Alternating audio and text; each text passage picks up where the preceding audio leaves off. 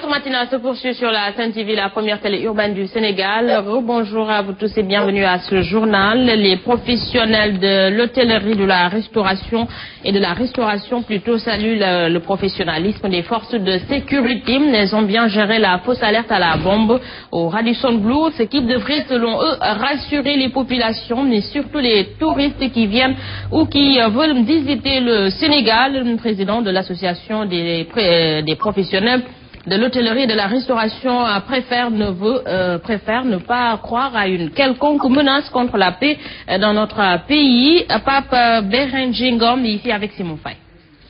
Aujourd'hui, on doit rassurer les visiteurs qui doivent venir au Sénégal pour leur dire que nous avons un dispositif de sécurité qui peut faire face à ces genres de menaces. Il faut faire en sorte que le visiteur qui quitte d'une destination à une autre pour venir chez nous visiter et que ce visiteur-là soit rassuré. Être rassuré, c'est d'abord mettre en place un dispositif de sécurité et aussi de ne pas faire en sorte qu'on ne soit pas surpris. Parce qu'aujourd'hui, la menace, elle est mondiale. On a un dispositif de sécurité très professionnel et je pense que le pays continuera à être un pays de teranga et un pays de paix. Je pense qu'il n'y a pas lieu de s'inquiéter. Face à la presse, hier, la convergence des cadres républicains déplore les incidents survenus lors de la visite du chef de l'État à l'UCAD. Les cadres républicains estiment que la visite de Macky Sall à l'UCAD pouvait contribuer à résoudre certains problèmes que rencontrent les étudiants. Thierno Alassane Sall et compagnie pointent du doigt l'opposition d'être les commanditaires du caillassage du cortège présidentiel contre un Goronaclo. Après le caillassage du cortège présidentiel à l'université Cheikh Anta Diop, la convergence des cadres républicains condamne et estime que la visite du chef de l'État à l'UCAD pouvait contribuer à résoudre les problèmes des étudiants. Ceux qui ont voulu empêcher cet acte-là ne peuvent pas être ceux-là même qui savent qu'il faut, pour avoir place dans un amphithéâtre, se lever à 4 h du matin et rester souvent aux fenêtres pour pouvoir entendre le professeur. Ceux-là ne peuvent pas s'opposer à sa venue. Dans le même sillage, Thierno Alassane Sall et ses camarades pointent du doigt l'opposition comme étant le responsable de cet acte. On dit oui, j'avais à ma disposition tant d'étudiants ou j'avais à ma disposition un parti, 100 000 manifestations, je peux mettre la République à terre. Ces idées, on les professe trop fréquemment.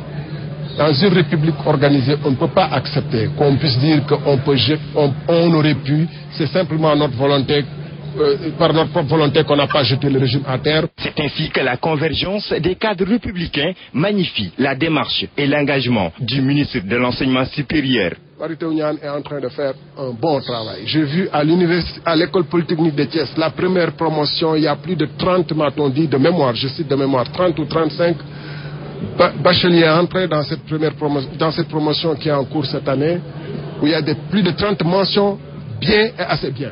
Face à la presse, les cadres républicains appellent au calme pour une pacification de l'espace universitaire. Goronaclo, dans un communiqué, le parti Réumi affirme avoir été informé hier de l'arrestation du responsable des étudiants du parti à l'UCAD. Barendia donc a été enlevé par la police à sa sortie de l'IFI de Rufisque. Réumi n'étant ni de près ni de loin mêlé au jet de pierre à l'UCAD, soupçonne une volonté du régime de décapiter les mouvements étudiants de l'opposition. Réumi, dans son communiqué, invite donc le régime de Macky Sall à apporter des solutions sérieuses à cette crise universitaire au lieu de couvrir son échec comme par des attaques diffamatoires et attentatoires aux libertés de l'opposition. Autre information, le ministre du Tourisme et des Transports aériens a effectué hier une visite de prise de contact à l'Agence nationale de l'aviation civile et de la météorologie et à l'Agence pour la sécurité et la navigation aérienne en Afrique et à Madagascar. Occasion qui a permis de constater que la sécurité est toujours de mise à l'aéroport Léopold Sédar Senghor, malgré les emprises autour du périmètre aéroportuaire et les difficultés financières qui sévissent au niveau de l'ANACIM, compte rendu de cette visite d'Aïkhadi Diouf. Malgré les agressions et emprises notées autour du périmètre aéroportuaire, la sécurité est toujours de mise à l'aéroport Léopold Sédar Senghor de Dakar. Constat fait par le ministre du Tourisme et des Transports aériens qui a effectué une visite de prise de contact dans certaines structures sous tutelle. J'ai tenu à commencer ma visite par l'ANACIM qui est chargée de superviser toutes les activités de sécurité et de sûreté au niveau de la plateforme aéroportuaire. Et j'ai été rassuré de constater que malgré les agressions que nous vivons au niveau de la plateforme aéroportuaire, nous avons un niveau de sécurité et de niveau de sûreté qui nous permettent de garantir l'arrivée de toutes les compagnies étrangères. Nouvellement installée à la tête du département du tourisme, Maïmouna Ndoye Seck est consciente des défis qui l'attendent quant à la promotion de la destination Sénégal. Nous avons entamé un important programme de communication pour montrer que le Sénégal reste et demeure un pays stable qui est capable de gérer ces menaces, que ce soit au niveau sanitaire qu'au niveau sécuritaire. À l'étape de l'ANACIM, le représentant du syndicat des travailleurs de l'aéronautique a profité de la présence de la tutelle pour mettre à nu la crise financière qui sévit au niveau de l'ANACIM, ainsi que sa dépendance de l'Agence des aéroports du Sénégal, ce qui constitue des freins à sa mission régalienne. Ndeye Khady Diouf, l'agence des aéroports du Sénégal est confrontée à une crise financière, mais pas au point d'aller vers une cessation des paiements de salaire. Cette situation, donc due à la nouvelle mesure de suppression des taxes sur la redevance, va bientôt s'améliorer, assure le ministre des Transports aériens. Ses explications ici. L'agence est en cessation de paiement, me semble être allée trop vite en besogne. Même si quelques difficultés sont notées ça et là au niveau des différentes structures de la plateforme, difficultés qui sont consécutives à une mesure salutaire du chef de l'État, de baisser les redevances qui sont perçues au niveau du trafic aérien afin de baisser le coût de l'aéroport de Dakar. Donc c'est une mesure salutaire. Mais toute décision en ses débuts, avant qu'on ne retrouve l'équilibre, peut être source de difficultés. Autre information, les commerçants du marché central de Mbour sont très remontés contre la municipalité. En collaboration avec l'UNACOIS, tous les commerçants se sont mobilisés hier avec des brassards rouges pour dénoncer la situation alarmante qui prévaut au marché central et l'occupation donc anarchique des artères du marché, des chariots et l'insalubrité et autres difficultés. Ils ont donc décidé de ne plus honorer le paiement des taxes municipales, nous dit Pape Dieye dans ce reportage. Nous sommes mobilisés, l'UNACOIS et le marché central, pour dénoncer vraiment la situation alarmante qui prévaut ici au quartier Espace, surtout aux alentours du marché central. Vraiment, c'est une situation très indescriptible. L'occupation de la voie publique, vous voyez ici, les soi-disant réseaux, la situation hygiénique très alarmante. Depuis belle lurette, nous avons interpellé les autorités municipaux, mais ils n'ont pas pris des solutions sérieuses. Face à cette situation, nous ne reculons devant rien. Nous avons pris une décision de ne pas payer les taxes. Nous ne reculerons devant rien tant qu'une situation bienveillante n'est pas mise en place. Car cette situation perdure. Face à une situation polluante, on ne peut pas respirer. Une situation très alarmante. Les commerces ne peuvent pas perdurer. Même les clients ont des problèmes pour faire leurs achats. Nous payons 6 000 francs pour les taxes. Nous avons près de 5 000 et plus de cas. Voilà, là, c'était le porte-parole des commerçants interrogé par Pape Dieye. Des ex-travailleurs d'Ama Sénégal ont entamé une grève de la faim. Donc ce matin, ce matin au Parcelles Assainies. Ils sont plus d'une quarantaine à observer la jet pour exiger des autorités le paiement de 3 milliards de francs CFA à titre de dommages et intérêts suite à la liquidation de leur boîte. Ces grévistes disent en avoir assez des négociations et promesses qui ne sont jamais tenues. La satisfaction de leur doléance reste la condition sine qua non pour arrêter cette grève. Doudou Sarr, porte-parole des grévistes, ici avec Alassane Bal. L'agence judiciaire de l'État, après avoir minutieusement étudié le dossier, avait donné bien sûr un engagement solennel de régler la situation en mars 2014 dès la mise en place de son budget.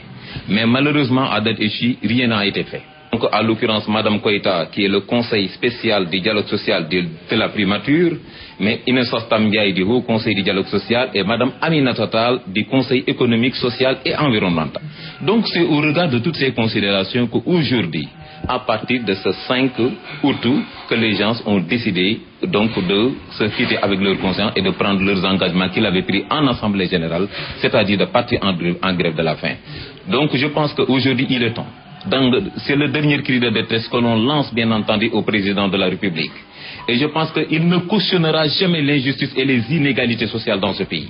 Nous lui lançons un dernier cri de détresse pourvu que ces travailleurs-là rentrent bien sûr dans leur faim. Et ces travailleurs-là aujourd'hui vivent les affres de la vie.